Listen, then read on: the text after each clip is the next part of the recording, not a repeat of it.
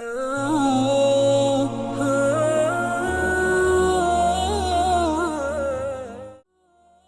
الرحمن الرحیم۔ ایک بہن نے کویشچن کیا تھا کہ جسے اولیاء عظام کو یا صحابہ کو مدد کے لیے پکارنا، یا علی مدد کہہ دیا، یا غوث الاعظم المدد کہہ دیا، یا رسول اللہ المدد کہہ دیا، تو اس کی کیا شرعی حیثیت ہے، کیا یہ درست ہے یا نہیں ہے؟ دیکھیں، مدد طلب کرنے کو استمداد کہتے ہیں۔ سب سے پہلی بات تو یاد رکھیں کہ استمداد فقط اللہ تبارک و تعالیٰ سے ہی اولا ہے۔ اولا اور افضل یہ ہے کہ اللہ سے استمداد کی جائے۔ اللہ تعالیٰ قادر مطلق ہے، وہ کسی کا محتاج نہیں ہے، وہ بالکل اپنے ہر بندے کی بات کو سننے پہ قدرت رکھتا ہے۔ سب سے افضل اور اولا یہی ہے کہ اس سلسلے میں اپنے رب کریم کی طرف رجوع کیا جائے۔ لیکن جب ہم صحابہ کرام علیہم رضوان کی حیات طیبہ دیکھتے ہیں، قرآنی واقعات کو دیکھتے ہیں، تو یہ نظر آتا ہے کہ اللہ تبارک و تعالیٰ کے عام بندوں نے اس کے خاص بندوں کی طرف رجوع کیا اور اپنی پریشانیوں میں، اپنی حاجات میں اللہ تعالیٰ کی بارگاہ سے انعامات حاصل کرنے کے لیے انہیں وسیلہ بنایا ہے۔ جیسے اگر آپ الفرقان پروگرام دیکھیں، یہ بہت ہی بہترین پروگرام تھا، میں کہتا ہوں عقائد کے سلسلے میں، اس لیے نہیں کہ میں نے بیان کیا، بلکہ اس لیے کہ غلط فہمیوں کے ازالے کے لیے اور معلومات میں اضافے اور عقائد کی تصحیح کے لیے اس میں بہت مواد تھا۔ تو ہمارے نبی کریم صلی اللہ علیہ وسلم اور سب اس کو حدیثیں پڑھتے ہیں کہ سرکار کی بارگاہ میں صحابہ کرام آئے اور انہوں نے ہر طرح کی حاجت کا سوال کیا۔ جو ما تحت الاسباب تھے وہ بھی چیزیں مانگی، ما فوق الاسباب تھیں وہ بھی چیزیں مانگی۔ ابو ہریرہ رضی اللہ تعالیٰ عنہ نے حافظے کی کمی کی شکایت کی۔ اب حافظہ کی کمی کو دور کر دینا یہ تحت الاسباب کہاں آتا ہے؟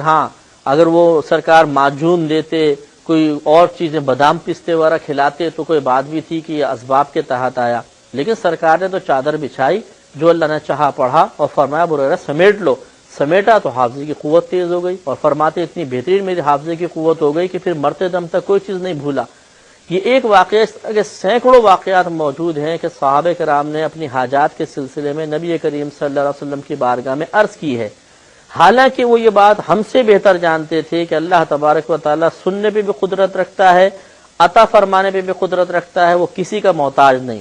اس کے باوجود بارگاہ رسالت میں آ کے دست سوال دراز کرنا ثابت کرتا ہے کہ مشیت الہی یہ تھی کہ مانگو اللہ تبارک و تعالیٰ سے ہی مانگو، لیکن اگر تم اس کے خاص بندوں کو وسیلہ بنا کر ان سے دعا کرواؤ گے تو اللہ تبارک و تعالیٰ تم پہ مزید کرم فرمائے گا۔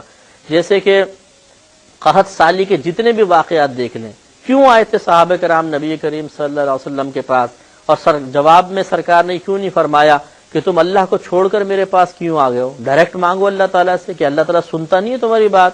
وہ دعائیں کرتے رہے، مقبولیت نہیں ہوئی، آخر بارگاہ رسالت میں آئے۔ بخاری کی حدیثیں اس پہ گواہ ہیں۔ اعرابی کھڑے ہوئے، رسول اللہ قحط سالی کی وجہ سے ہم لوگ ہلاک ہو رہے ہیں، مویشی ہلاک ہو گئے، فصلیں تباہ ہو گئے، دعا فرمائیے۔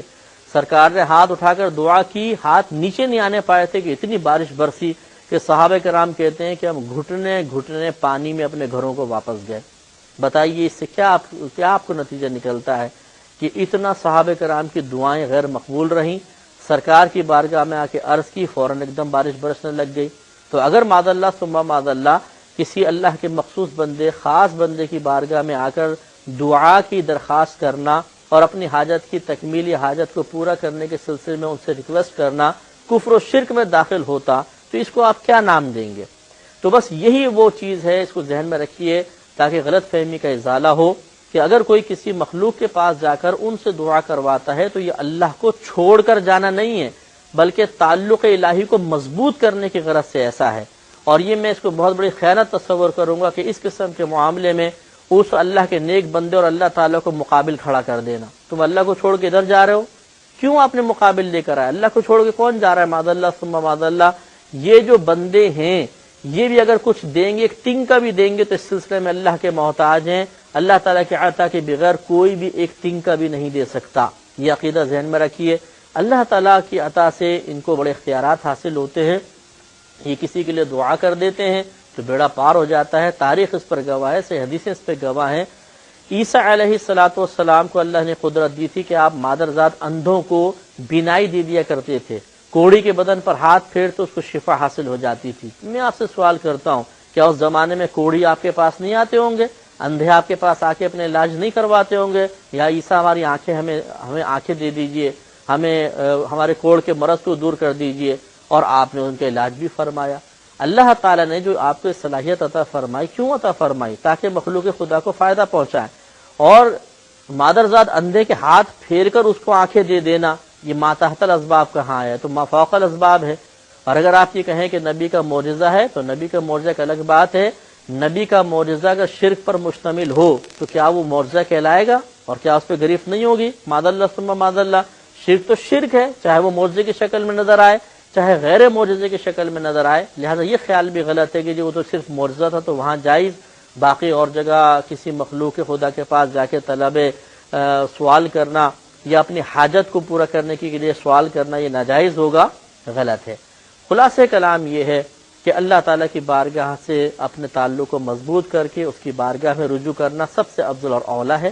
لیکن اگر کوئی اس عقیدے کے ساتھ کسی مخلوق کی طرف متوجہ ہوتا ہے کہ دے گا اللہ تبارک و تعالی ہی، لیکن ان کی دعا میری تکمیل حاجت کا وسیلہ اور ذریعہ بن جائے گی، اس وجہ سے متوجہ ہوتا ہے، تو اس میں کوئی شرک کا تصور نہیں۔